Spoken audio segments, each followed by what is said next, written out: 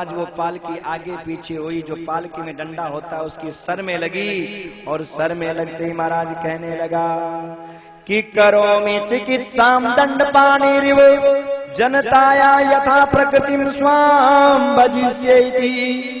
अरे मूर्ख, मैं तेरी डंडे के द्वारा चिकित्सा करूंगा। बहुत दुबला पतला मोटा मालूम पड़ रहा है।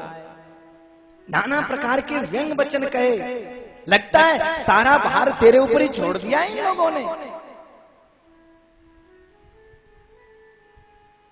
भरत जी महाराज ने मन में सोचा कि इसने अगर डंडा मेरे ऊपर चलाया तो मेरा तो कुछ नहीं बिगड़ेगा, क्योंकि मैं तो शरीर नहीं हूं, आत्मा हूं। लेकिन एक संत के कंधे पर सवार होने के बाद भी ये नरक में जाएगा, और नरक में गया तो संत समाज की बदनामी होगी। इसलिए सज्जनों, जड़ भरत जी आज तक नहीं बोले, आज पहली बार महाराज मुंह खोला। अरे मूर्ख, तू किसको मारने की बात कर रहा है? तेरा शरीर मट्टी का, हाथ मट्टी का, डंडा मट्टी का, मेरा शरीर मट्टी का। मट्टी से मट्टी को मारेगा तो मेरा क्या बिगड़ना है? कुछ नहीं बिगड़ेगा। इतना सुनना था महाराज, तुरंत कूद पड़ा रौगन नीचे चरणों में, और हाथ जोड़ के कहता है, महाराज आप कौन हो? कस्त्वम निगूढ़ चरसी द्विजाना विवर्षि सूत्रम कतमो वधूत कस्यासि कुत्रस्य इहापि कस्मात् क्षेमाय नश्चेदति नोत शुक्लः। हे भगवान, आप कौन हो? कहां से आ रहे हो? कहां जा रहे हो? विवर्षि सूत्रम, आपके कंधे पर ये सूत्र जनेऊ पड़ी है, कहीं आप ब्राह्मण तो नहीं हो? भगवान, मैं किसी से नहीं डरता। ना हम विसंके सुरराज वज्र नैत्यक्ष शूला नयमस्य दंडात। न मैं शिव जी के त्रिशूल से डरता, न यमराज के डंडे से डरता, न मैं मौत के दंड से डरता। मैं किसी से नहीं डरता हूं महाराज, किसी से नहीं। बोले एक से डरता हूं। किससे? बोले ब्राह्मण से। क्यों भाई, ब्राह्मण से क्यों डरता? बोले महाराज, अगर शिव जी नाराज हो जाएंगे तो क्षमा कर भी देंगे, प्रार्थना करूंगा। यमराज भी मान लो क्षमा कर दे, नहीं करे तो मेरे को ही मारेगा। लेकिन संके वृषम ब्रह्म कुलावमाना, अगर ब्राह्मण क्रोध में आ गया तो महाराज कुल खानदान के सहित मेरा नाश हो जाएगा। इसलिए महाराज डरता हूं। जड़ भरत जी कहते हैं, हूं तो ब्राह्मण, लेकिन डर मत उन ब्राह्मणों में से नहीं हूं जो बात बात पे क्रोध करते हैं। बोले तब तो महाराज मेरी खूब पटरी खाएगी। मेरे मन में एक बहुत बड़ी शंका है। क्या? बोले आपने कहा कि शरीर पर चोट लगेगी तो आत्मा का क्या बिगड़ेगा, तो किसको मारने की बात कर रहा है? तो महाराज वो बटलोई में चावल डालते हैं, नीचे आंच लगती है, और महाराज वो आंच नीचे लगती है, चावल पक जाते हैं। तो शरीर पर चोट पड़ेगी तो आत्मा को दर्द क्यों नहीं होगा?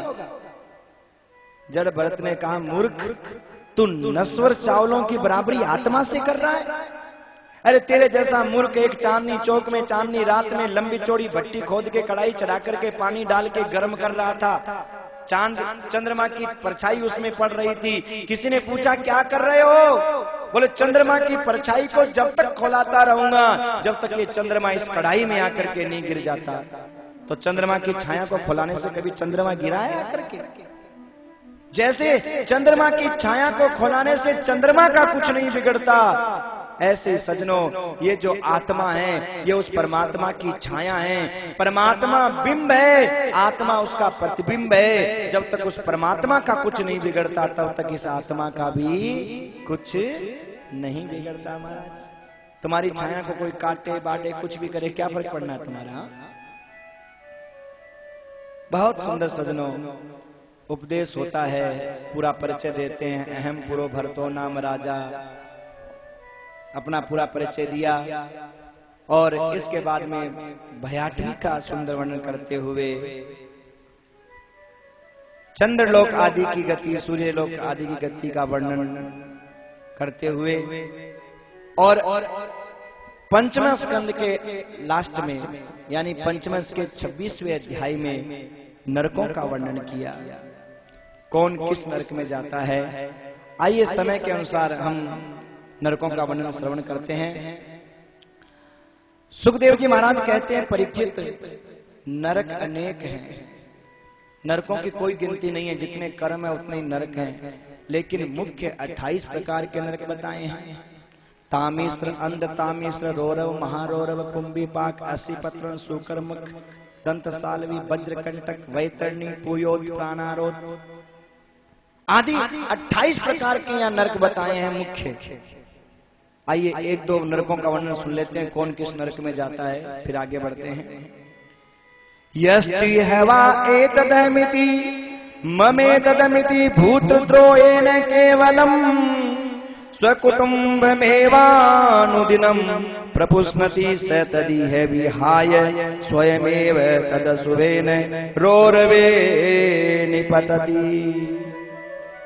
जो पुरुष मैं ही शरीर हूँ, मेरा ये परिवार है, केवल अपने परिवार के भरण पोषण में लगा रहता है, केवल मैं और मेरे के चक्कर में पड़ा रहता है, वो रोरव नाम के नरक में महाराज जाता है। और वहां रुरु नाम के कीड़े इसके शरीर को नोच नोच करके महाराज खाते हैं।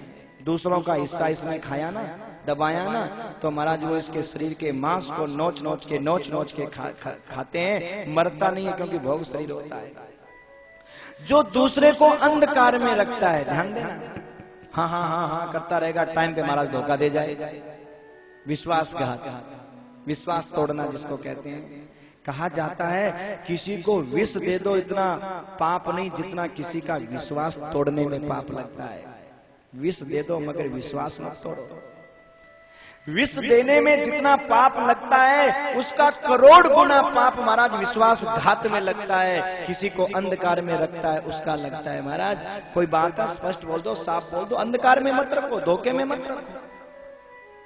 जो अंधकार में रखता है वो अंधकूप नाम के नरक में जाता है। चारों ओर महाराज अंधेरा अंधेरा होता है और वहां भयंकर इसको यातना दी जाती है। अगला श्लोक महाराज 13वां 26 पंचमा स्कंद के 26वें अध्याय का 13वां श्लोक क्या कहता है? यस्हा उग्र पशुन पक्षिणो वा प्राणत उपरंदयति तमपकरणं पुरुषादेरपि विगहितममुत्र यमानुचरा कुंभिपाके तप्त तैले उपरंधयति। जो अपनी जीव के स्वाद के लिए जीवों की हिंसा करता है, जीवों को मारता है, संडे हो या मंडे करता है, पशु पक्षियों को मार करके खाता है, वो कुंभिपाक नाम के नरक में। और सजनों ये बात असत्य नहीं है, ध्यान रखना।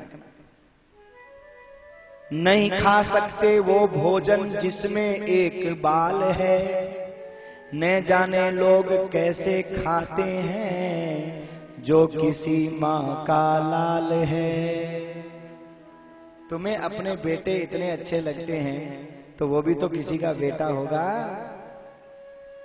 और ध्यान देना सजनों, दूसरे की बेटे की जो हत्या करता है उसके बेटे की भी ऐसी हालत है। ये जो और देश नहीं है जहां मांसाहार ज्यादा होता है, मांसाहारी देश है, वहां महाराज उनके बेटे मार सब एक दूसरे काटते रहते हैं, एक दूसरे काट काट के महाराज मारते खाते। कोई मां की संस्कृति नहीं है महाराज। भारतीय संस्कृति शाकाहारी संस्कृति रही है। आज का व्यक्ति सोचता है मांसाहार में बहुत ताकत होगी। अरे सजनों, अगर मांसाहार में ताकत होती तो वो अकबर जो मांस की बोटी खाने वाला था, उसके सामने घास की रोटी खाने वाला महाराणा प्रताप जिंदगी में कभी नहीं झुका। घास की रोटी की ताकत हमें पता नहीं है। मांस की बोटी खाने वाला अकबर जिंदगी भर प्रयास करता रहा कि घास की रोटी खाने वाला एक बार मेरे सामने हार मान ले, लेकिन कोई मजाल है? अरे घास री रोटी जद बन बिलावड़ोले भाग्यो, नानो सो अमर्यो चीख पड़ो राणा रो सोयो दुख जाग्यो। हूँ लड़ो घणो हूँ सयो घणो मेवाड़ी आन बचावन ने, हूँ पाछ नहीं राखी रण में बैरियारो खून बहावन में। घास की रोटी। वन बिलाव जो मांस खाने वाला था वो घास की रोटी लेकर के भागा। क्यों? उसने मन में सोचा घास की रोटी में कुछ तो ताकत है कि मांस की रोटी खाने वाला अकबर नहीं झुका पाया घास की रोटी खाने वाले को, तो चलो मैं भी खा करके देखता हूं। इसलिए महाराज वो घास की रोटी लेकर के वन बिलाव भागा। वन बिलाव घास की रोटी लेके भागा। और सजनों, हमें भी शिक्षा लेनी चाहिए कि घास की रोटी की महाराज ताकत को कम मत आंकना। घास की रोटी की ताकत को, घोड़ा घास खाता है पर दुनिया में जितनी भी मशीनरी चलती है ना, सबका पावर किससे नापा जाता है? घोड़े से, पावर हॉर्स। कुत्ता मांस खाता है, कभी कुत्ते से नापी गई है? शेर मांस खाता है, शेर से नापी गई है? कितना पावर है मशीन में? Power horse. क्यों? क्योंकि सजनों, शाकाहार में बड़ी ताकत है, इस बात का ध्यान रखना। जो व्यक्ति जीवों की हिंसा करता है, जो व्यक्ति महाराज जीवापराध करता है, ध्यान देना, अंत में जाकर के कुंभिपाक नाम के नरक में गिरता है। कुंभिपाक नाम के नरक में क्या होता है? कुंभिपाक नाम के नरक में एक बहुत बड़ी कढ़ाई चढ़ी होती है महाराज।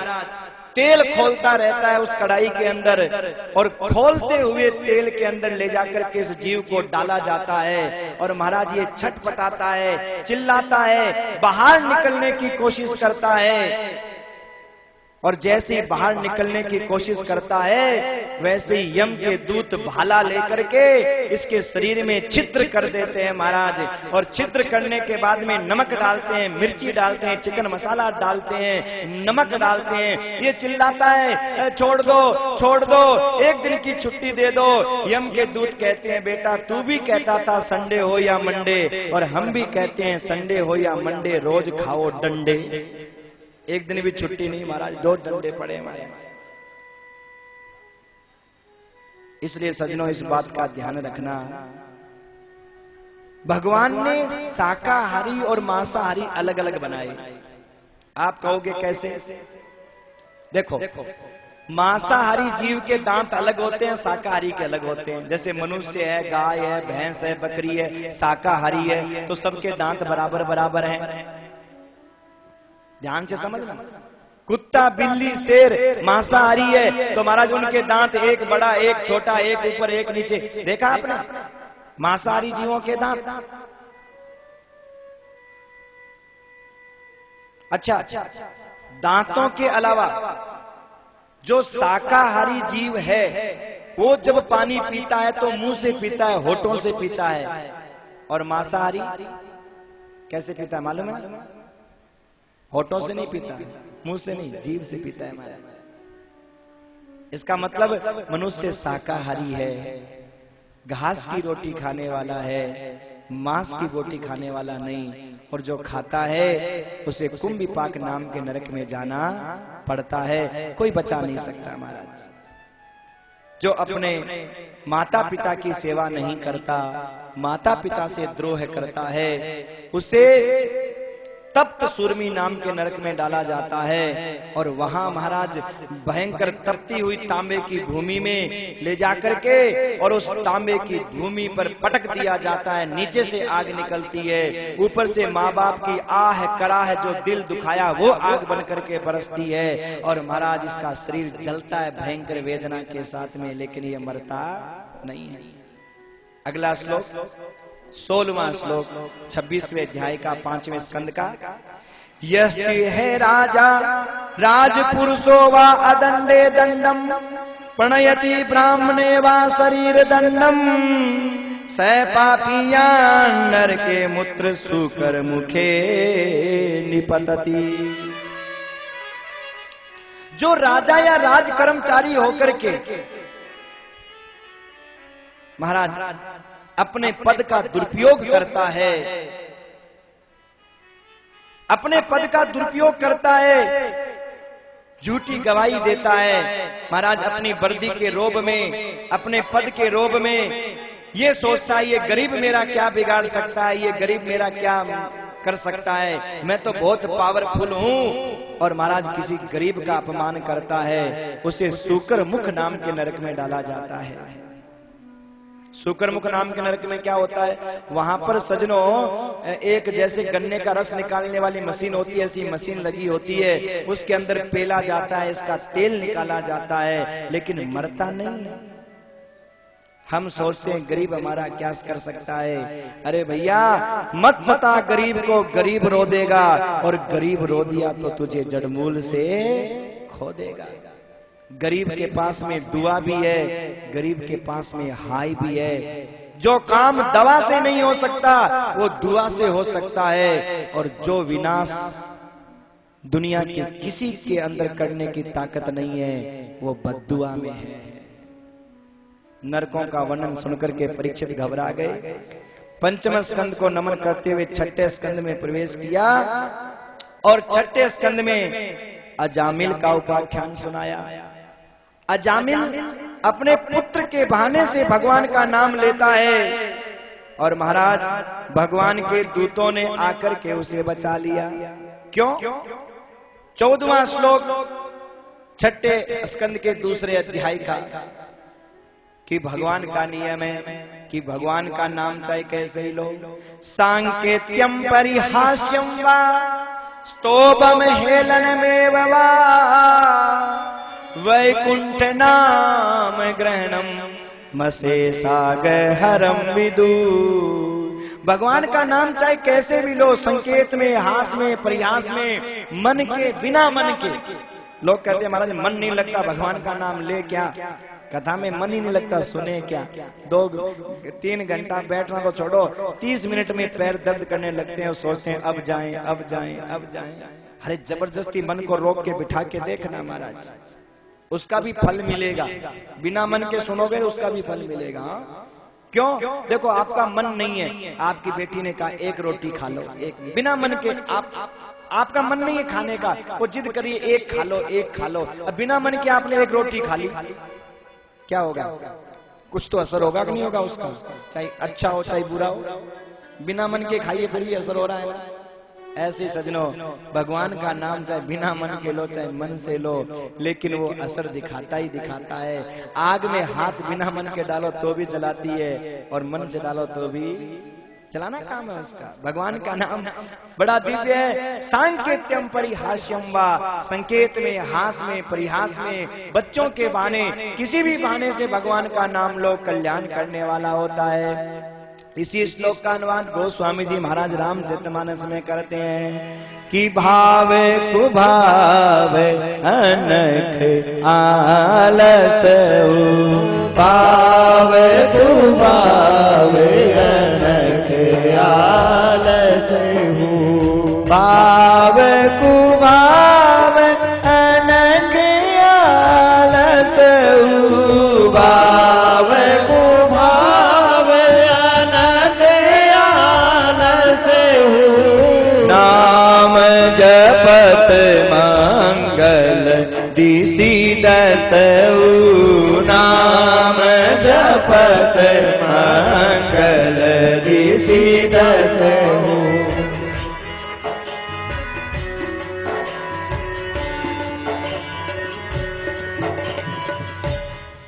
भाव से कुभाव से कैसे भी भगवान का नाम लो। तुलसी मेरे राम को रीझ भजो चाहे खीज, और ज्यों खेती में नीपजे भई उल्टो सीधो बीज। खेती में जब बीज पड़ता है तो महाराज उल्टा पड़े चाहे सीधा, लेकिन उगता सीधा ही है। ज्यों खेती में नीपजे उल्टो सीधो।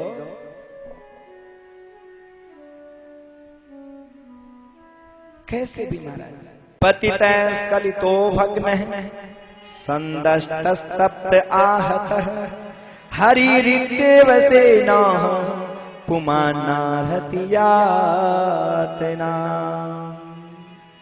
जो मनुष्य गिरते पड़ते,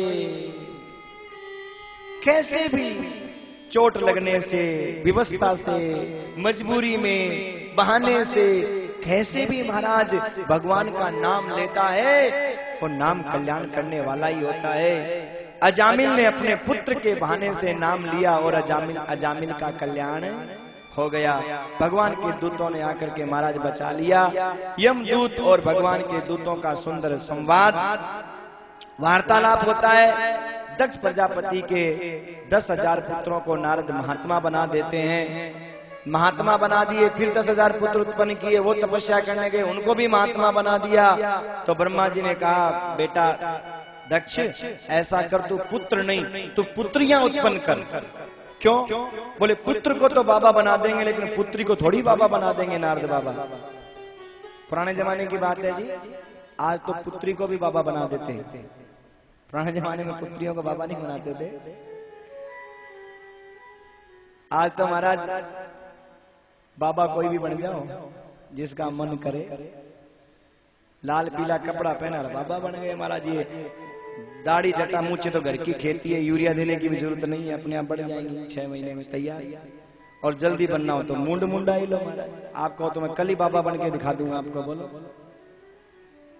लेकिन कपड़े तो रंगा लेंगे भाई, लेकिन मन कैसे रंगाऊंगा? मन ने रंगाए जोगी कपड़ा, मुंडाए भयो रे जोगी बकरा। मुंडाया हरि मिले तो मैं मुड़ाऊं 100 बार, और बार बार के मुंडाई से भेड़ वैकुंठ न जाए। सजनों, जब तक मन नहीं रंगे ना तब तक कपड़े रंगा करके संतों के वेश को बदनाम नहीं करना चाहिए। जो वेशधारी संत का वेश धारण करके लोग संतों के वेश को जब बदनाम करते हैं, उस वेश में कोई बात होती है तो जो असली संत है, भजन करने वाले बेचारे, उनका मरना हो जाता है, बाहर निकलना मुश्किल है। अब काम तो देखो, रावण भी संत का वेश धारण करके आया, राम ने भी किया, लेकिन रावण ने काम क्या किया? वेश धारण करना बहुत आसान है।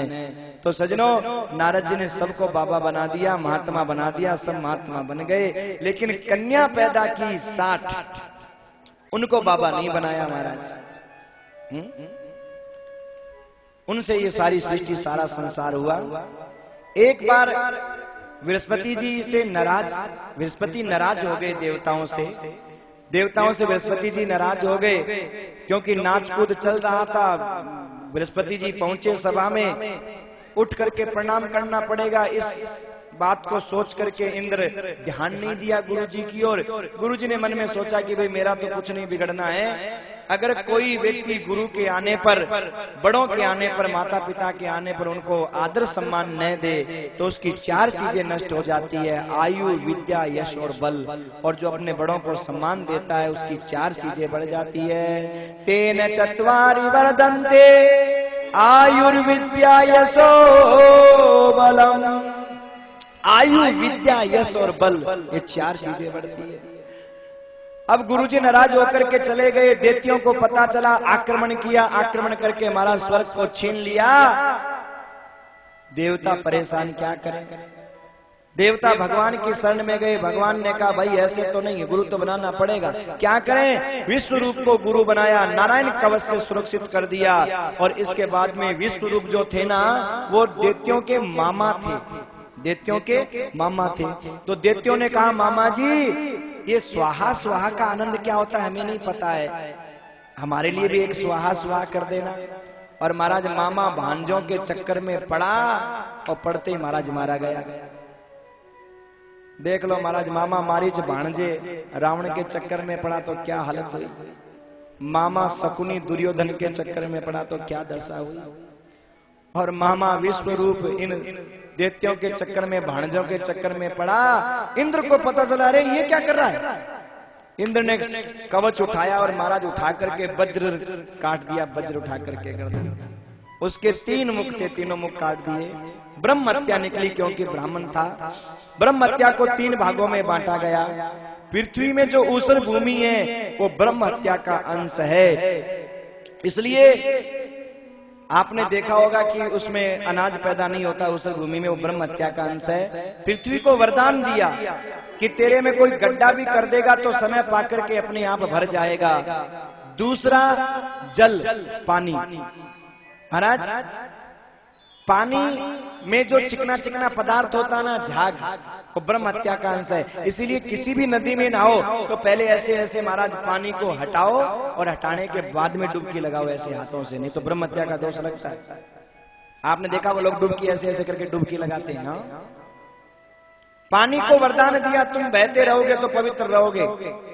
और तीसरा महाराज माताओं को जो मासिक धर्म के रूप में जो हर महीने प्रदर्शित होता है, ये ब्रह्म हत्या का अंश है। और सज्जनों, उन 3 दिनों में तो माताओं बहनों को आराम करना चाहिए, घर का काम नहीं। जो माताएं बहनें उस समय अपने हाथों से भोजन बना करके चाहे अपने पति को भी खिलाती है तो महाराज घर में बीमारियां घर कर जाती है। इस बात का ध्यान रखना महाराज। उस समय ऐसा वायरस निकलता है शरीर से, बॉडी से, हाथों से, कि महाराज पानी को छू दे तो आप कभी उसको देखना, इतना उसमें कीटाणु पैदा हो जाते हैं। और अपने आप सब लोग जानते हैं, पापड़ के बगल से निकले महाराज, पापड़ के अंदर छाया पड़ी तो गड़बड़, छाया पड़ने से गड़बड़, अचार को छुए तो अचार गड़बड़। पर आज के बच्चे नहीं मानते हैं, और नहीं मानते हैं इसलिए महाराज वो बीमारियां एक से एक पैदा हो रही हैं। ये वैज्ञानिक कारण है कि शरीर से ऐसा वायरस, ऐसे कीटाणु निकलते हैं कि उस अवस्था में अगर भोजन कोई करवाए, बनाए, तो महाराज वो भोजन करने वाला बीमार होगा ही होगा, निश्चित है ये बात। इसलिए भैया रूखा सूखा खा लेना, बासी खा लेना, लेकिन थोड़ा ध्यान रखना चाहिए। लेकिन आजकल नहीं रखते हैं, इसलिए महाराज परेशान होते हैं। माताओं को वरदान दिया किस मासिक धर्म के बाद में तुम्हें पुत्र सुख की प्राप्ति होगी, ऐसा वरदान दिया। चौथा, पेड़ों में जो गोंद आता है ना, ये ब्रह्म हत्या का अंश है। आप गोंद के लड्डू खाते हो, मैं मना नहीं करता। और भाई हरियाणा के, मारवाड़ के लोग तो बहुत गोंद के लड्डू खाते हैं, ठंडी आई के गोंद के लड्डू बनाओ। पर कई लोग कृष्ण जन्म के दिन पंजीरी में गोंद डालते हैं, बस ये गड़बड़ मामला है। जो भगवान की पंजीरी में धनिया वाली बनाते हैं ना, उसमें गोंद डाल देते हैं। एक से पूछा मैंने, गोंद क्यों डाला? बोल जसोदा माँ का जापो हो है ना, तो जापे में गोंद खुआवा। अरे कोई आज की स्त्री के जापा होता है, ऐसा थोड़ी कोई जापा होता है भाई।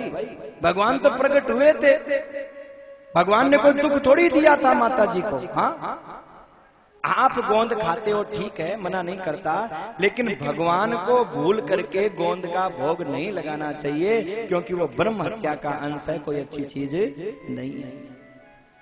4 भागों में बांटा गया। त्वष्टा ने महाराज अपने पुत्र का बदला लेने के लिए और यज्ञ किया, त्वष्टा की उत्पत्ति की। त्वष्टा ने इंद्र से युद्ध किया, और युद्ध करते करते महाराज इंद्र देखा कि भाई मैं मार नहीं पा रहा हूं, तो क्या किया, इंद्र ने भगवान से प्रार्थना की। भगवान ने कहा दधीचि ऋषि के वज्र के द्वारा इनकी हत्या की जा सकती है, वध किया जा सकता है। दधीचि ऋषि के हड्डियों का वज्र बनाया, और वज्र बनाने के बाद महाराज उस वज्र के द्वारा जब इंद्र वध करने लगे, तो वध होने से पहले, मरने से पहले वृत्रासुर ने बहुत सुंदर महाराज भगवान की स्तुति की, और फिर अंत समय में भगवान को याद करने के बाद इंद्र ने उनका वध कर दिया। परीक्षित ने प्रश्न किया, महाराज इन्होंने अंत समय में भगवान की याद कैसे की? क्योंकि बड़े बड़े देवता ऋषि मुनियों को भगवान याद नहीं आते अंत समय में, तो इनका पूर्व चरित्र सुनाया, कैसे चित्रकेतु नाम के राजा थे, और महाराज सारी कथा सुनाई। पार्वती माता के श्राप से ये कैसे राक्षस बने, लेकिन पार्वती माता ने वरदान दिया था, इन्होंने मांगा था कि अंत समय में हमें भगवान की याद आ जाए, और इसीलिए इन्होंने भगवान की स्तुति अंत समय में की। 6ठे स्कंद को नमन करते हुए 7वें स्कंद में प्रवेश किया।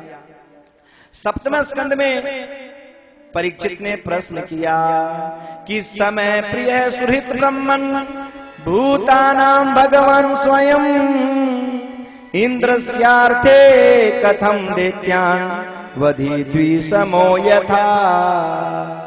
हे भगवान, भगवान देवताओं की सहायता करते हैं, दैत्यों का वध करते हैं।